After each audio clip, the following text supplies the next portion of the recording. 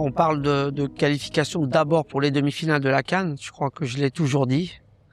Même si, en effet, en ligne de mire, on avait aussi cette qualification pour la Coupe du Monde. Mais la priorité, ça a toujours été de faire mieux que l'année dernière.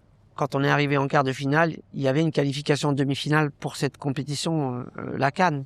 On n'a jamais perdu de vue d'abord cet objectif, en ne pensant surtout pas à la qualification pour la Coupe du Monde, qui reste quand même la cerise sur le gâteau.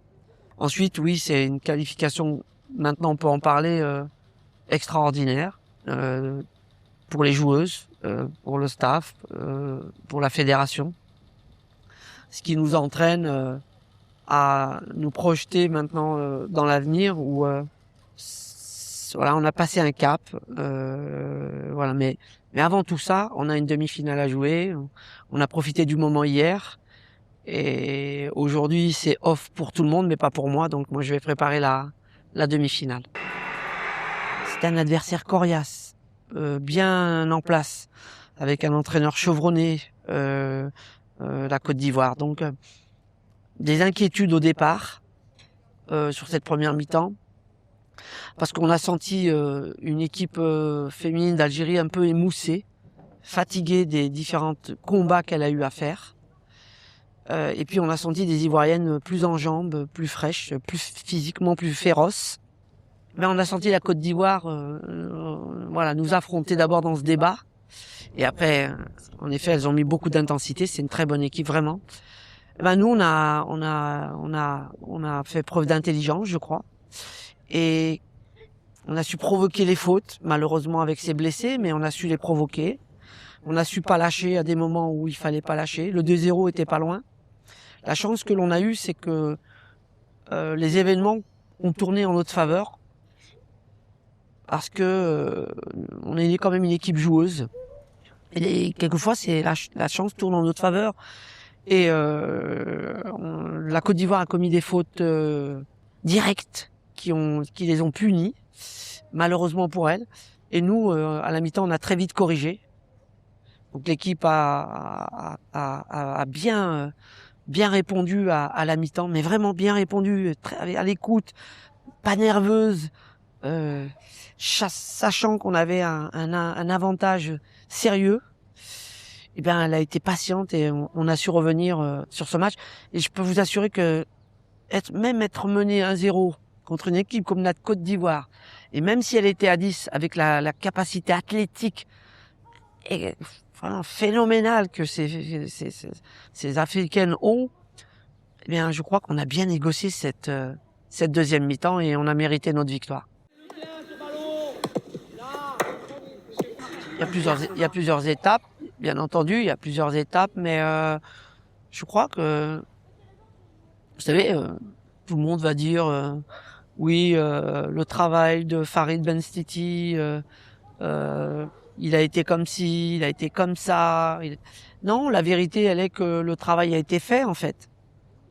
Après, vous avez des résultats, vous les avez pas, mais la difficulté, c'est de faire son travail et de bien le faire.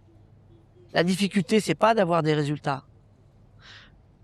Là, moi, je tiens sincèrement à remercier notre président, parce que dans des moments difficiles, je crois que c'est la personne qui ne m'a jamais lâché. Et je tiens sincèrement à le remercier personnellement, parce que comme vous le savez, on subit quelquefois des tempêtes, mais le capitaine n'a jamais lâché Farid Benstiti.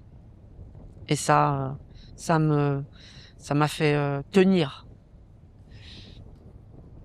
Et aujourd'hui, les gens voudraient penser que on n'a rien fait peut-être pour l'équipe féminine, etc. Non, c'est pas vrai. C'est pas vrai. Chaque année, on a progressé dans la difficulté. Mais vous savez, lorsque vous êtes une fédération comme la Fédération algérienne de football, il y a des priorités. L'équipe féminine était une des priorités, mais c'était pas le bon moment. Chaque chose a sa place. Oui, les joueuses euphoriques, oui, mais lucides. Vous verrez, hein, elles ont été hier hyper contentes, heureuses. Mais elles vont vite se remettre pour la demi-finale parce qu'on a une carte à jouer sur cette demi-finale. Ce serait dommage de gaspiller quelque chose qui a pour l'instant été qui a été du compte récompensé. Donc il faut encore plus de récompenses. Je crois qu'on ne peut pas s'arrêter là. Ça fait 1 an, elle est complètement dynamisée par notre président.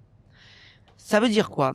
Ça veut dire qu'il a compris, comme il connaît très bien le football, en la regardant jouer, en voyant ce qui se passe autour, en écoutant, qu'il y avait quelque chose qui se tramait. Il a ressenti que il a l'habitude, il allait se passer quelque chose. La fédération et le président ont vraiment, sur cette année-là, changé leur logiciel en se disant que il faut l'accélérer plutôt que le long terme. On va rester sur le court terme parce qu'il y a une chose à faire, parce qu'on sent que cette équipe-là, je sais pas, elle est transcendée par je ne sais quoi, mais il y a quelque chose.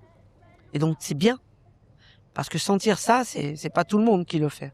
Donc notre fédération, notre président, tout ce que j'ai demandé, ils ont dit oui, bien sûr de manière raisonnable. Et ensuite, on a demandé à faire des matchs amicaux importants, notamment en effet l'Afrique du Sud, très solide. On a perdu 2 fois quand même. On a fait l'Égypte, après on a fait l'Afrique du Sud, et on est allé vraiment sur des matchs très très costauds, et on a fait la Zambie 2 fois. Donc on est monté crescendo en termes athlétiques. Vous voyez, la progression n'est pas seulement la progression de l'équipe en termes techniques, mais la progression s'est faite aussi dans le calendrier et la planification, et dans le projet de jeu qui s'est amélioré, puisque le projet de jeu était surtout d'avoir une base défensive très solide, un milieu très consistant, toujours, avec une gardienne de but solide. Ça a dynamisé cette équipe. Donc doucement, on est parti de cette base défensive, avec cette construction au milieu pour atteindre un petit peu les attaquants, où on est devenu performant. Donc ça c'est bien. Oui, on est très heureux aujourd'hui d'avoir reçu et lu ce communiqué de la part de notre président de la République, Monsieur Tebboune. Donc c'est vraiment quelque chose qui nous va droit au cœur, parce que lorsqu'on s'intéresse à nous au plus haut niveau, eh bien ça veut dire qu'on a impacté le sport en Algérie, et en particulier le football.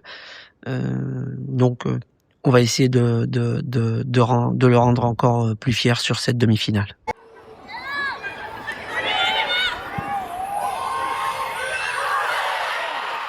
Je crois que ils sont tombés amoureux de cette équipe, parce que elle représente le courage, l'abnégation, la ténacité, mais surtout la joie de vivre, je crois. Et nous, Algériens, on a besoin de ça. On a besoin de ressentir à travers nos équipes nationales, à travers tout ce qui est en dehors de ce que peut vivre notre peuple, en dehors de ce que fait notre pays pour développer notre pays. Et j'espère qu'en rentrant en Algérie, lorsqu'on jouera, on verra un peu plus de monde et dans les stades, nous voir, et qu'ils puissent nous accueillir aujourd'hui comme ils le font dans la sphère médiatique. Ça m'interpelle toujours, mais voilà, moi je suis pas très réseau, donc je regarde pas, mais tout le monde me dit c'est extraordinaire. Alhamdoulilah, tant mieux. Mais voilà, c'est dans ce domaine-là que je veux orienter, que j'aimerais que le football algérien soit orienté.